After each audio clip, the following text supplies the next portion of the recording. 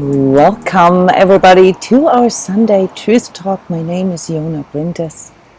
I'm an energy healer, energy coach, and energy therapist, coming to you here in my capacity as Living True Self Radio, sharing with you awakening essentials and concepts that are harder to understand.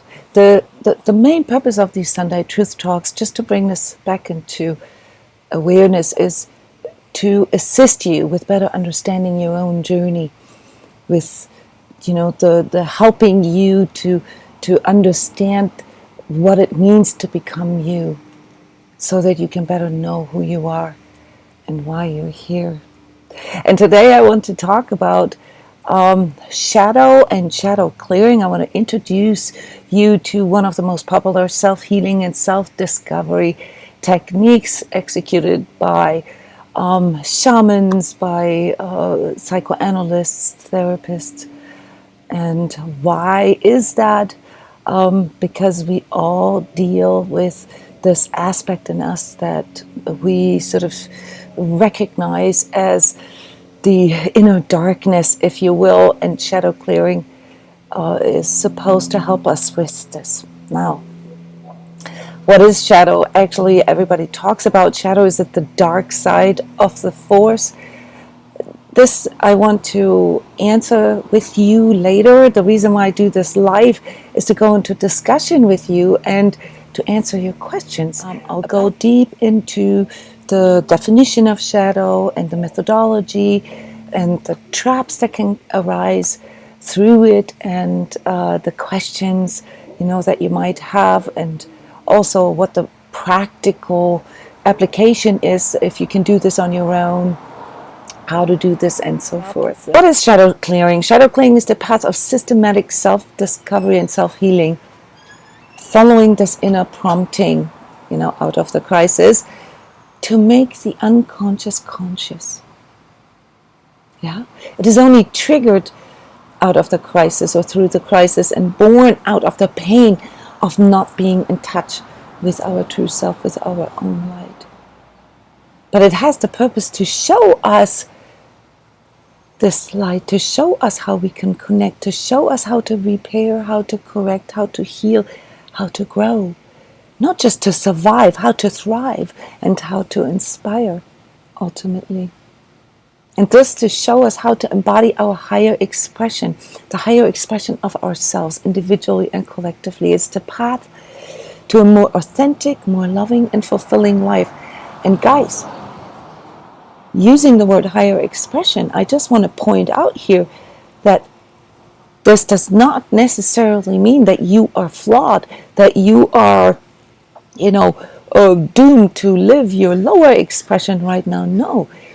Take the butterfly who goes through this kind of transformation several times here, who goes from, an egg into a caterpillar, into the chrysalis, and then ultimately into this beautiful butterfly. These are just evolutionary stages of the butterfly. They're neither good nor bad. They're neither lower nor higher. They're perfect the way they are. The only problem with us as humans is that we actually have a consciousness, and when we are unconscious, when we are not aware of it, when we don't know how to embody this, all right, then we get stuck in the caterpillar stage. Or, as some of you have maybe experienced, you get stuck in the chrysalis stage, where you just constantly try to clear and transform and improve and thus focus on all the things that are not working about you, that are not in their higher expression yet. So shadow, yes, I agree with you guys. Some of you are commenting here. Shadow is a coping mechanism, and it's something that we judge about ourselves. What is coping? Coping means that we were kind of forced to respond to something and come up with some kind of survival strategy. All right, and this is really, this is where it also leads to psychology, because when we are forced with something that is overwhelming, an overwhelming fear, an overwhelming loss, when we are children, which is the birth of our shadow, if you will. We come up with coping mechanisms that might get us through the next 5 minutes or the day, but that are often, very immature, not very sophisticated, and that often lead to imbalances in our lives. So when we get stuck in our chrysalis phase, okay, it's because we have never really revisited the whole thing, like throwing a tantrum, for instance, or blaming myself, feeling guilty for everything, or making everybody else responsible for our misery. Those are, parts of this unsophisticated coping. If they then continue to be our, say, MO, well, then we do get stuck in this lower expression, lower relative to the higher expression that we could be, the butterfly, in which we are fully aware of our powers, of our beauty, and also how we can contribute here for the whole entire collective. I like your comments, guys. Yes, we all have a shadow. Healing comes with understanding and allowing. Wonderful wisdom that you guys are sharing here in the comments. It's worse to stay where you are and then to change, but to make some courage to, okay, so it's worse to stay where you are at and to wallow in your pain. This is how I understand this, what you're saying, Annette, than to actually take this invitation and have the courage to face your shadow. Yes, I love that. Becky is sharing, shadow clearing provides opportunities to grow and to reclaim parts of myself I once didn't believe in or didn't think they were lovable. This is so wise, guys. I can tell that you guys have already done a lot of this kind of work. So yes, so shadow is the culmination of all these separated aspects of ourselves, the splinter in our eyes, guys, if you can hear the reference here. The illusion, the externalization, the idealization, and also the damnation of self. It is the unhealed self, right? So shadow clearing then is the removal of these splinters, okay, with the purpose to mend, to unify that what was separated, that was what was unloved, through making ourselves aware and to reconnecting with it, to allowing it in, as you said, to integrate it, or as I sometimes call it, to chipping off the layers of clouds of inner darkness, so that we can feel again, so that we can feel connected with our true self, or true inner light again. Yes, exactly. Being tormented by one's own shadow means that we are suffering from the acute disconnection from our own light and love. Replaced, as a coping mechanism, as a strategy here, with what we think could make us feel better about ourselves, or what might make us more lovable for others. This is the untruth in all of this. It's what we think, and oftentimes what we think is being implanted into us, conditioned into us. We were told how to be good, how to be bad, and what is good and what is bad, and we've developed sort of a blind faith. We've developed a mindset that doesn't even question that. All right, and so we come to this world, being told that we are sinners already. We haven't even, started to develop at all, that we are bad, that we are unworthy.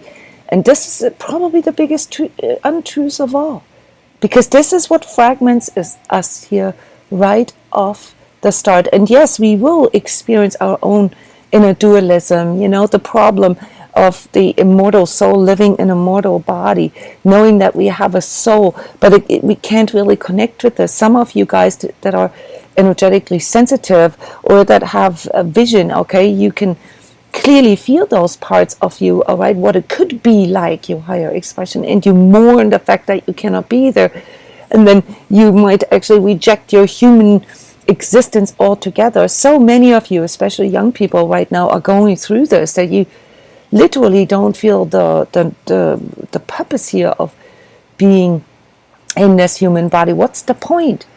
Okay, yeah. And a lot of that leads to shortcut seeking.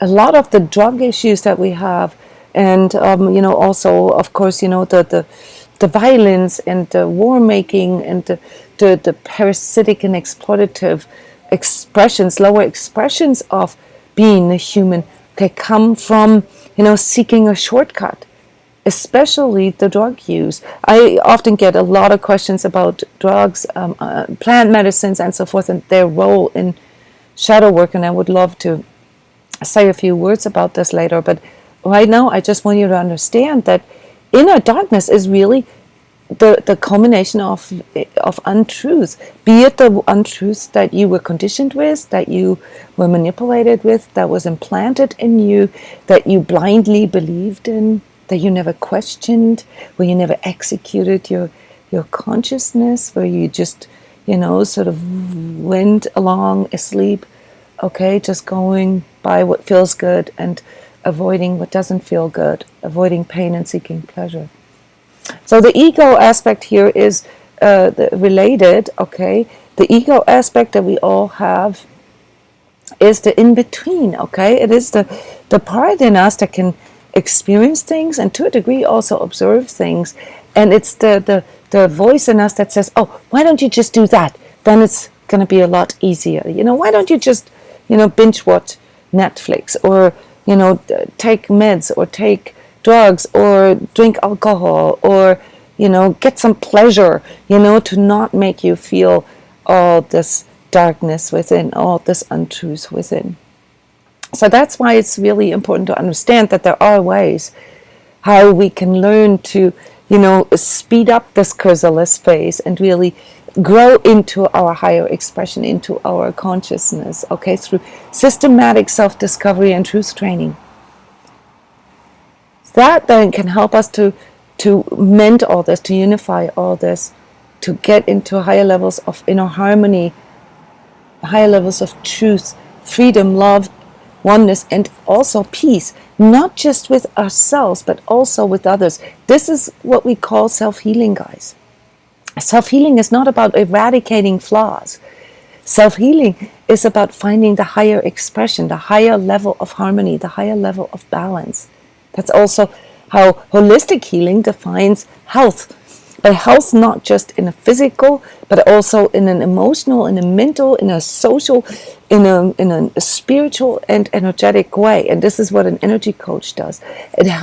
He or she helps you to see the even bigger picture here, and the conditions of untruths that have led to some of this fragmentation, this unhealed state. So what are conditions of untruth, and where can we see them in our life today? The three main contributors to untruth / darkness are fear, lies, and control. And this is pretty much describing here in 2020 where we all find ourselves. For the first time in human history, the whole entire planet suffers from these conditions of untruth, from these darknesses that are manifesting in us and in our world.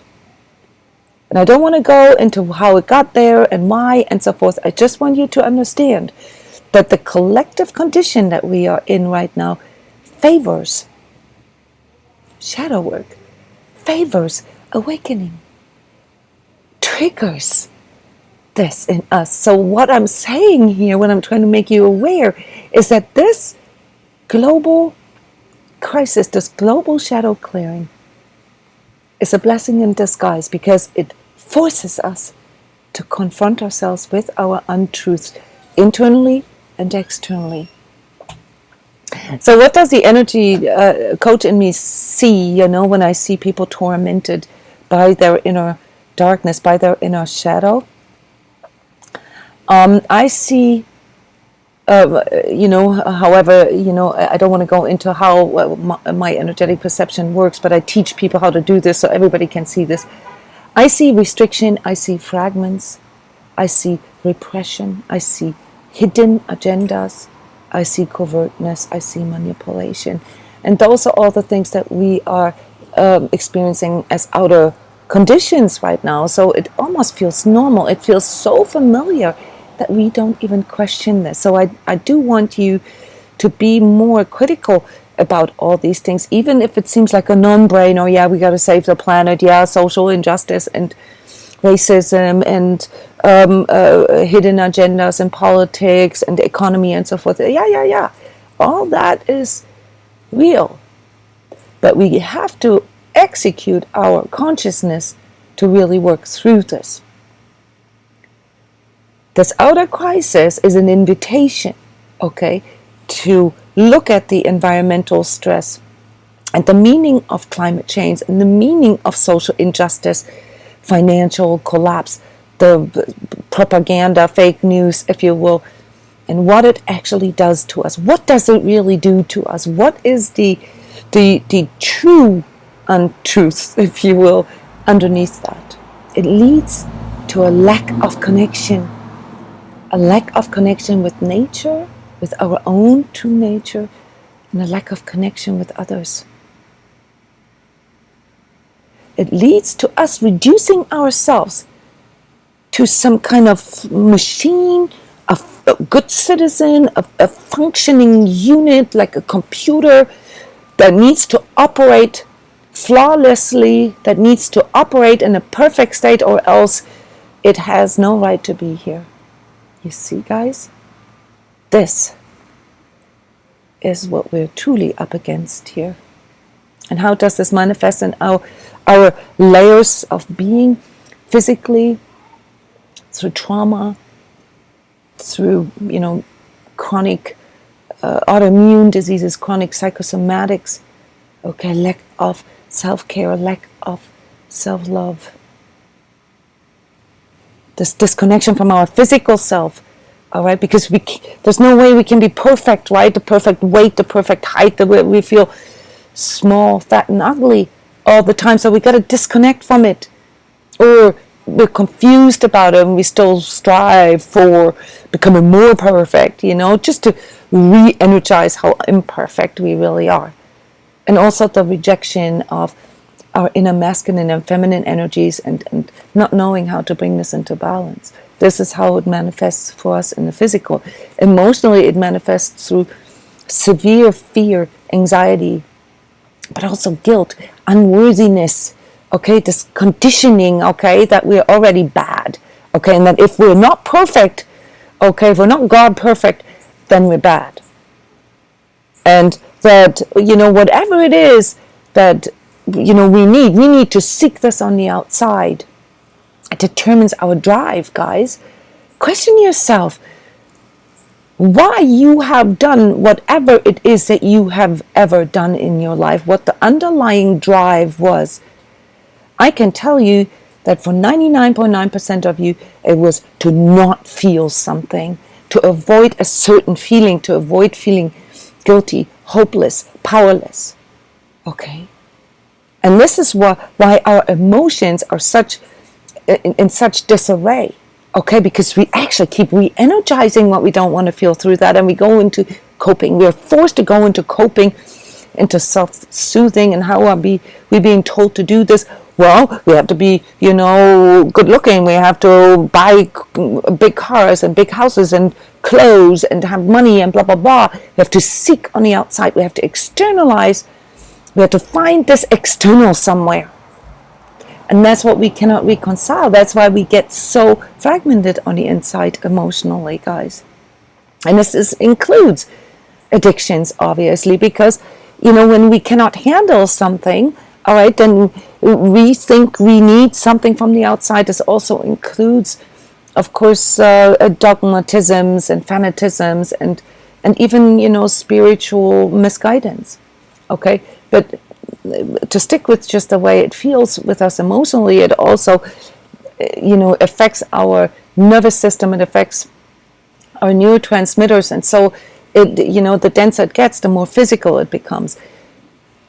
Mentally, and I've already showed this to you, comes in form of unreflected mindsets, in blind faith and blind beliefs, Okay, and this is the, sort of this zombie state, this asleepness state that we have, this chrysalis state where we just like cocoon ourselves in and don't really want to deal with anything, not realizing that this is all a big sort of mental manipulation.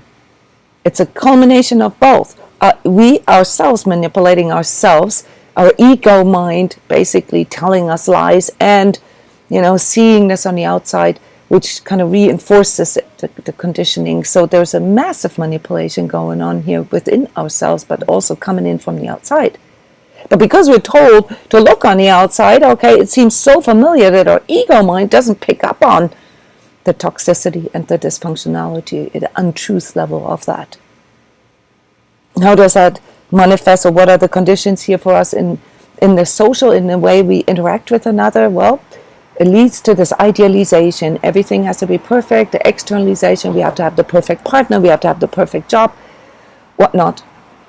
All these values that we never questioned, okay, that lead to nothing but dysfunctionality and toxicity and emotional, mental manipulation. And spiritually, guys, this is detrimental. Because really, what it is that we are following when we don't question these things and don't work through them, these mindsets, this blind faith, is that we have this idealized version of a human self, okay, that does not really exist, that is somewhere out there on a pedestal. Maybe we take representators and avatars for it, all right, or gurus and teachers or God or whatever you were told, is sort of the ideal of that. But that leaves you wide open for projections and for spiritual attacks. And this is then what the experienced energy coach can see, namely what the true torment really is. You experiencing this on an etheric level, your dark night of the soul, which are nothing but etheric attacks, and they come, as a sort of interplay of outer projections onto you, which would be the manipulation, and absorption within yourself, because you give this so much power. You look for the light outside of you, right? And so you have no natural protection. You have no natural defense against that then. And then you become a victim of that, propagating it yourself, feeding it yourself. So in the end, we're all left with the self-responsibility to break through this. And this is what we use shadow work for. Famously, or sort of brought into the scientific world here, the world of psychology through Carl Jung, who really was the first one to really go deep and investigate this. And there are some things that he says, like when the human shadow is shunned, it tends to undermine and sabotage our lives. Addictions, low self-esteem, mental illness, chronic illnesses, various neuroses, they're all attributed to the shadow self. When our shadows are suppressed or repressed, all right, this would be the chrysalis phase where it can't really come out, in the unconscious long enough, they can even overtake our whole entire lives, physically harming others. Intoxicants such as alcohol and drugs also have a tendency to unleash the shadow, and we become an instrument of the dark. We become an agent of untruth. That is then sort of what we are looking at if we don't make the unconscious conscious. So shadow work is the process of exploring our inner darkness, but without the guilt and the shame or the judgment, as Amanda said. To begin to see our shadow self as the part of us that is sort of culminated here in your unconscious mind without consciousness, to a sleep state, and that contains everything you feel ashamed of, thinking or feeling, as well as every impulse that you have, be it like, say, sexual energies, for instance, or be it like a drive, you want to win, or, you're jealous, and, we have this massive sort of block around our heart here that judges all this, a repressed idea, desire, fear, or perversion that for one reason or another you've locked away. because you can't accept that about yourself. Your ego it doesn't match up with that idealization, this ideal you, okay, consciously or unconsciously. And how I like to call them, then become aspects that you simply cannot love about yourself. So shadow work is the attempt to uncover everything that is hidden and every part of us that has been disowned and rejected. Okay, so this is why, it's so important to understand the deeper aspects of this, because without revealing these untruths in ourselves, conscious or unconscious, we literally stay in the dark, we stay in the hidden. We remain burdened and controlled by behaviors, thoughts, ideas, beliefs based on anger, guilt and shame, disgust and grief. All right? So when we reject all that, we feel like an empty shell, and we become very susceptible to projections on how we have to be in order to deserve love, or how we can be better, or how can we be smarter or prettier or whatever. And the problem with that is then that these projections, okay, that we use as coping mechanism here, that they lead to further absorption of other people's projections and their externalization, you see. So this is the conundrum with this, and why it's so important for us to really work with this and not to be afraid of it.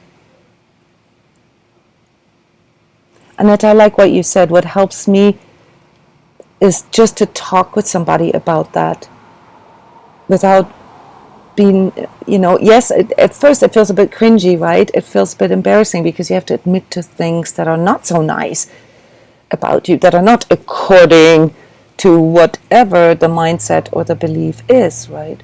But ultimately, it frees you. And in that way, when you begin this inner dialogue with yourself, you can learn to overcome this fear. I just want to point out some hallmarks here of living, in your shadow self, basically living in the dark or rejecting your shadow, suppressing this, what this can lead to, guys. This is everything we see right now in the collective. Hypocrisy, believing and supporting in one thing but doing another. Righteousness, lies and self-deceit, both towards oneself and others. Uncontrollable bursts of rage and anger. Emotional mental manipulation of others.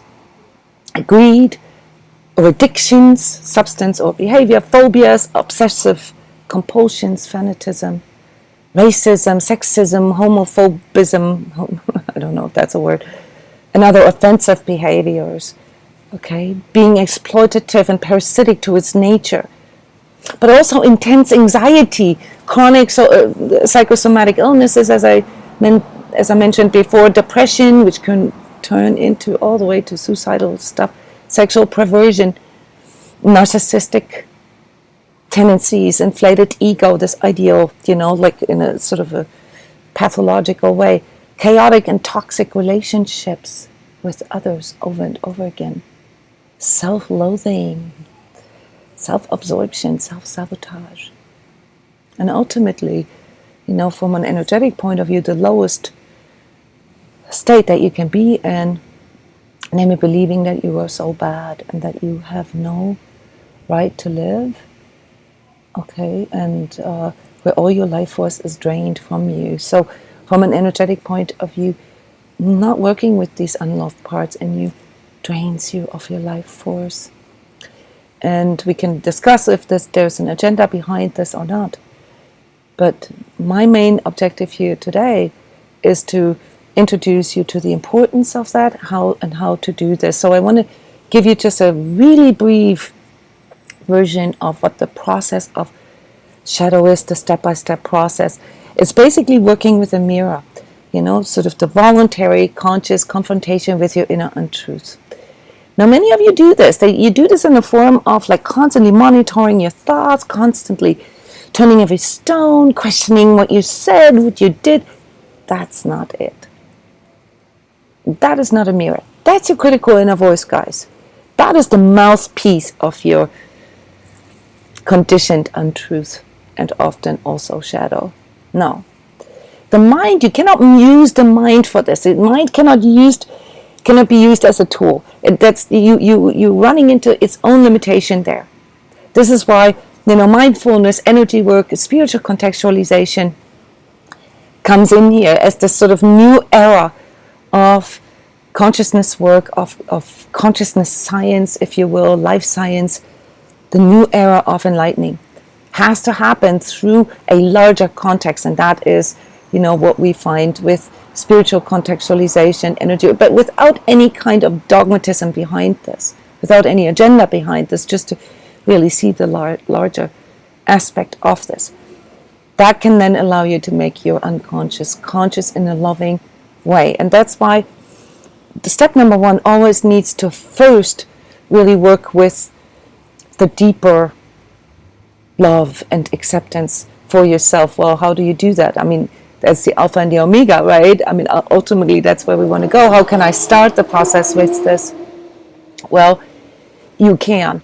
You can, work on, for instance, mindfulness techniques, heart connection, present moment awareness, loving intention, all the things that assist you in that way, such as yoga or such as meditation, singing, arts, whatever, taking a bath, taking a walk in nature, connecting with nature, growing plants, working with children, working with animals. Those are all things that can help us to increase connection within. And if you're asking me as a healer, this is where every journey has to start, because the ultimate cause for our darkness is the lack of self-love, the lack of connection.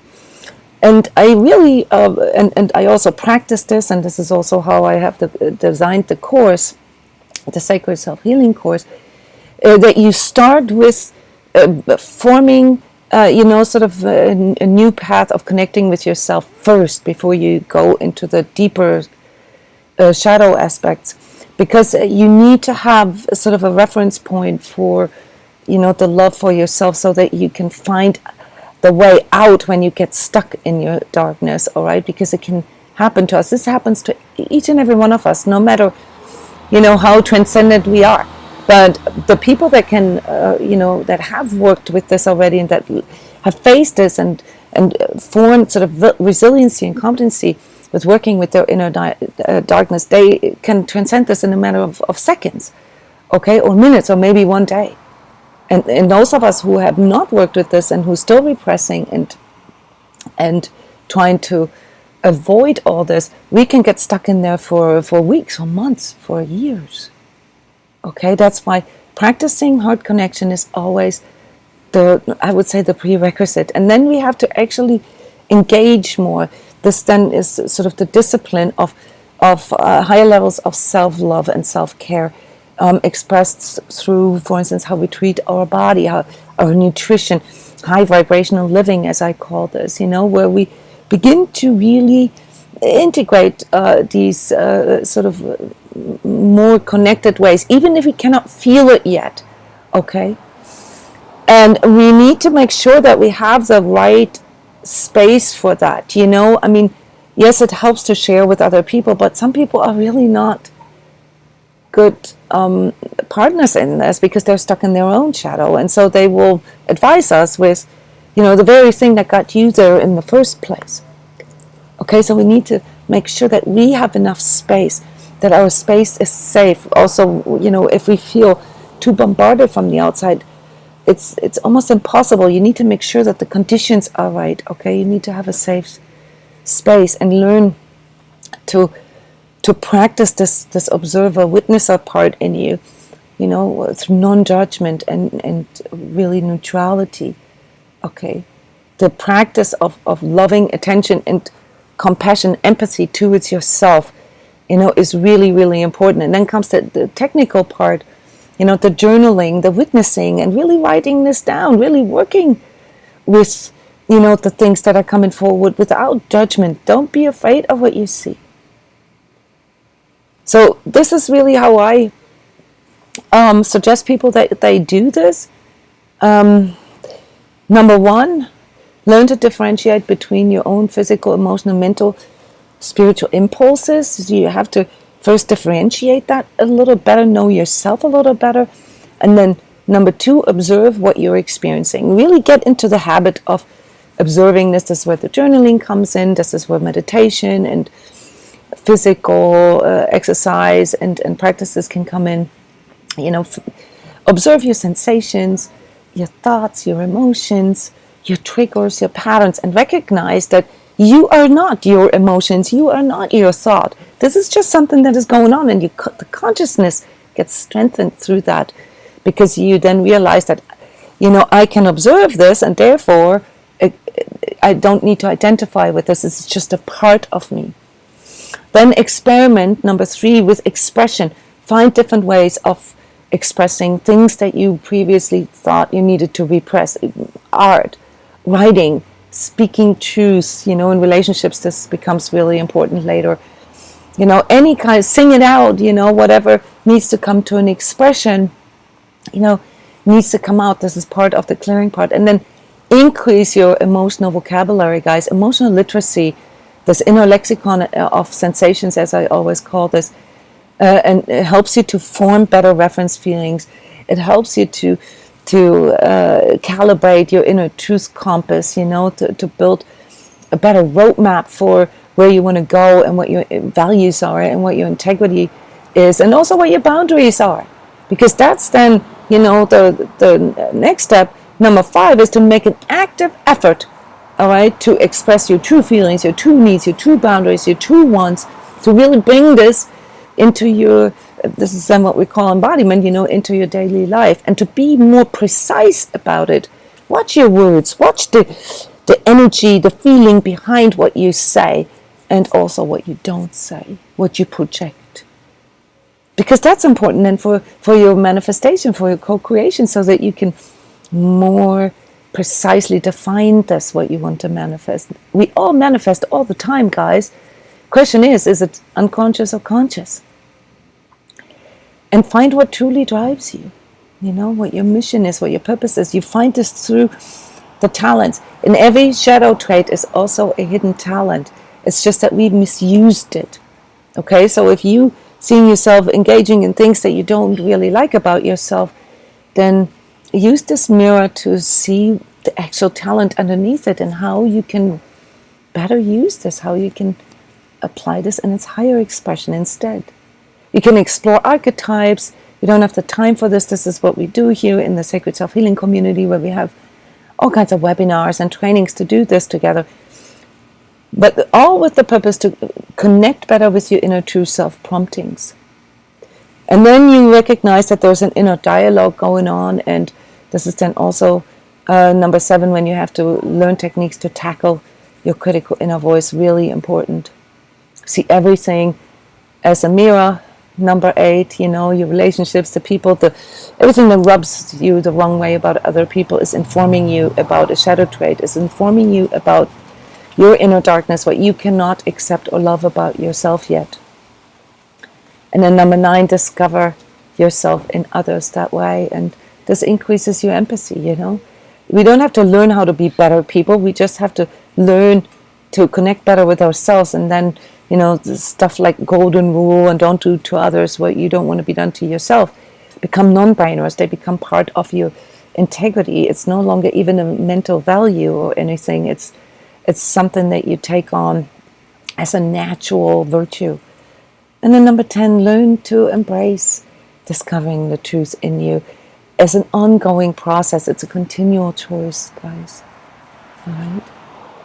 And here, one last quote from Carl Jung: to confront a person with his own shadow is to show him his own light.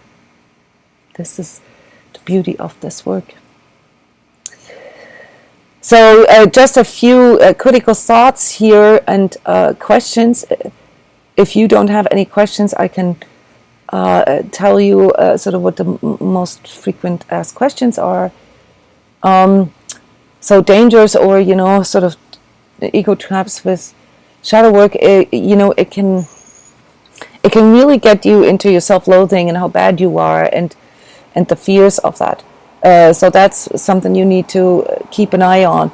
It can reduce you to your own thoughts or to your own material self, your 3D self, where you just see yourself as a machine that needs to function better. If you have sabotaging beliefs or blind faith, okay, it can really sort of throw you in massive confusion. It can be one of the dangers here with shadow work. Probably one of the most frequently observed problem is self-loathing, where you really go into this, oh my God, I'm so bad. Okay, people can really get stuck there for a long time once they see their own inner darkness, once they begin to familiarize with them. When you get stuck in that chrysalis. Mysticism, or the mesmerization with the dark, or the mesmerization with the mystical, okay, really, really big ego trap. Then another one is the lack of focus, the lack of discipline, thinking that you are doing shadow work and you are so spiritual, but you really aren't. You just get stuck in the judgment of it. And you can always tell when people say they do all the spiritual work and then judge others as not so spiritual. Yeah, specialness. Also, spiritual specialness is a big one here, and often one of the harder ones to discover. Power and control aspects can be triggered through shadow work, and this can go hand in hand with the specialness, because you can see things in others then, and that you can this can be misused.